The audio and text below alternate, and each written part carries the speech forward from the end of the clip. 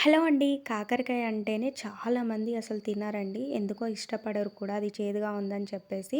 So, నచ్చే వాళ్ళకంటే నచ్చని వాళ్ళే చాలామంది ఉన్నారు. నేను చెప్పినట్టుగా ట్రై చేయండి. చాలా బావుంటుంది.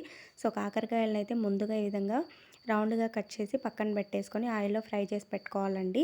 సో, నెక్స్ట్ ఒక మిక్సీ జార్ తీసుకొని దానిలోకి 2 టేబుల్ స్పూన్ కారం అండ్ అలాగే తగినంత ఉప్పు, కొద్దిగా ఎండు కొబ్బరి అండ్ అలాగే కొద్దిగా జీలకర్ర అండ్ అలాగే వెల్లుల్లి కూడా యాడ్ చేసుకోవాలండి.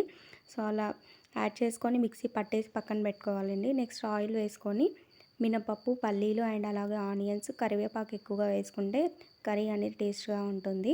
సో, అలా ఆనియన్స్ అన్నీ ఫ్రై అయిన తర్వాత నెక్స్ట్ కాకరకాయలు కూడా యాడ్ చేసుకోవాలండి. కాకరకాయలు కూడా చక్కగా ఫ్రై అయిన తర్వాత నెక్స్ట్ ఇందాక మిక్సీ పట్టుకున్న మిశ్రమాన్ని అయితే దీంట్లోకి యాడ్ చేసుకోవాలి. ఈ మిశ్రమం అనేది ఆయిల్‌లో కొంచెంసేపు ఫ్రై అవుతేనే టేస్టీగా ఉంటుంది. సో, ఇలా మీడియం ఫ్లేమ్‌లో అయితే కర్రీ చేసుకుంటే చాలా బావుంటుంది. నచ్చితే